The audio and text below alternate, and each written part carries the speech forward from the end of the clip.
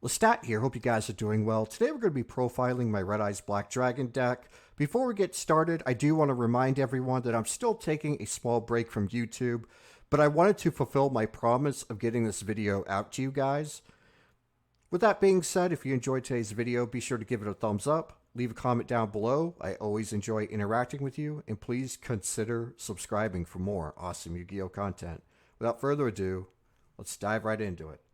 We are playing one copy of Red Eyes Black Dragon and one copy of the Dark Magician. Obviously, this is here for the Dragoon plays. Keep in mind, we're mainly going to be playing Dragoon if we're going second, and then have follow-up plays after that. Because with Dragoon, you're going to be primarily using it to break boards. Luckily, with the new support, we don't have to heavily rely on Dragoon, so triple copies of Red Eyes Soul. This is the reason why we don't have to heavily rely on Dragoon. Whenever your opponent summons a monster, you're able to pitch this from your hand to summon a Red Eyes monster from your hand or graveyard. Then once per turn, you're able to target a Red Eyes Black Dragon in your graveyard and inflict damage to your opponent equal to its attack. So it's a really good card. We're playing triple copies of Black Metal Dragon. This is your primary starter. You can link this away for one of your Link 1 dragons, and then whenever it's sent to the graveyard, you're able to search for your other Red Eyes cards, such as your Red Eyes Insight, your Red Eyes Fusion, or even your Red Eyes Darkness Metal Dragon. But this is the primary starter card that you want to see if you're going first. We're playing one Red Eyes Gearfried. This card has the ability to pop spells or traps while it's equipped with the card. Keep in mind, your Black Metal Dragon can equip itself from the hand to this, so this card is even more viable than it ever was. We're playing one copy of Red Eyes Darkness Metal Dragon. This is just a generic extender to help go into your Link plays. One copy of Red Eyes Wyvern. This card we're mainly going to be sending off Red Eyes Insight whenever we search for Red Eyes Fusion or the Red Eyes Fang with Chain. We're playing triple copies of Nocturnal Vision Dragon. Whenever we link summon for a dark monster, we're able to special summon this card from our hand, and whenever it's used as link material, we're able to draw one card from our deck. Keep in mind, this is not only just good for link monsters, but this also helps enable your rank 7 plays. We are playing the Baby Chaos Dragons. These just help go into your link plays. We're mainly going to be linking one of them off for one of our Link 1 dragons, searching for the other, and then summoning the other one to continue extending. We'll play one copy of Tempest. This card is mainly in here. That way we can send it to graveyard with Dragon Ravine. We'll get to that here more in a little bit, but this is just enables rank 7 plays. For the hand traps, we are playing triple copies of Ash Blossom and Joyous Spring, and then the triple copies of Nibiru. If you don't like this hand trap lineup, you're welcome to change it or extend it if you feel like you need more hand traps to compete in your local scene.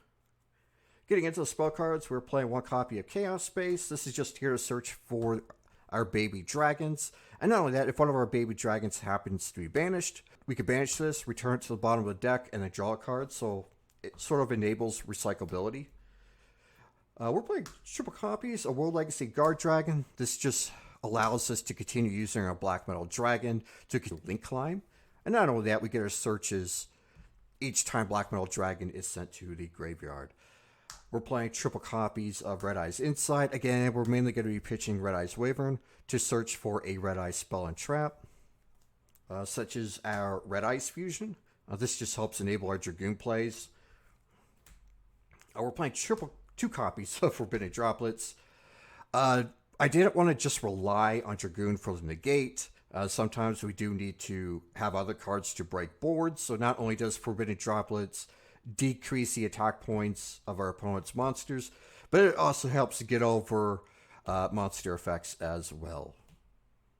We're playing one copy of Dragon Ravine. Again, we're going to be searching this with Romulus, and then discarding a card to send Tempest in the grave, and then extending from there. One copy of 1-for-1 to get Black Metal Dragon to the field. We're playing one Call by the Grave, one Crossout Designator to combat hand traps. Keep in mind, I only own one Crossout Designator, which is why I am playing one. And last but not least, we're playing one copy of Red Eyes Fang with Chain. This just helps enable OTKs, allowing them to attack more. And then we can also send this to graveyard off our gear feed to pop stuff. Getting into the extra deck, we were playing one copy of Red Eye's Dark Dragoon. Can't be targeted or destroyed by card effects. It gives us a negate. And again, if we're going second, we're able to pop our opponent's board and then push for game. We're playing 2 copies of Red Eye's Flare Metal Dragon. This has multiple uses. We're able to detach a material to bring back a normal Red Eyes from our graveyard. This rarely comes up, but it does allow us to extend our plays a little bit. But we're mainly going to be using this for burn damage, which is really good in time. Whenever your opponent activates a card, they lose 500 life points. We're playing the Darkest Dragon Doom Rider. This takes 2 level 7 monsters, and if both the materials are dragons, you could detach one, quick effect, to pop an opponent's card. So it's a nice interruption. One copy of Big Eye. This is just there to help clear our opponent's board by taking over one of their monsters. We're playing one copy of Zeus. Again, another board clear. One copy of Link Garibo. I was told Ibly was a thing in this format. I'm going to be honest with you. Like I said in my other videos, I rarely ran into that situation, but it's in here just in case. One copy of Striker. One copy of Pisty. Pisty allows you to extend from graveyard. And Striker's mainly there just to send your Black Metal Dragon to continue your Link plays.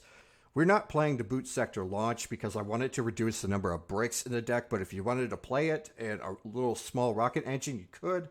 But again, I wanted to make this deck as consistent as it could be. One copy of Romulus. This is just Hero Search for Ravine. That way we get our Tempest into grave and continue to extend. One Heretic Seal for interruption. One copy of Masquerena. Again, this is just here to disrupt our opponent. That way we can go into cards like Unicorn for the spin. We're playing one Ablucibo the Goddess. This card is really good in this deck. We have no problem going into this. Usually we're going to end on 4 negates, which is going to help us our first turn. In some instances, that's better than a Dragoon. And then we're playing one Borsal Dragon for the OTK. I don't own Access Code Talker. I'm just too lazy, which is why I'm playing this. But if you wanted to play Access Code Talker, you could do so. So this concludes my Red Eyes Black Dragon deck. I hope you enjoyed it. And if you did, be sure to give the video a thumbs up. Leave a comment down below. I always enjoy interacting with you. And please consider subscribing for more awesome Yu-Gi-Oh content. Hit the notification bell to be notified of when I go live or upload. A friendly reminder, I'm taking a small break from YouTube, so I probably won't be back until late next week. Until next time, I hope you have a good one, and I'll see you guys soon.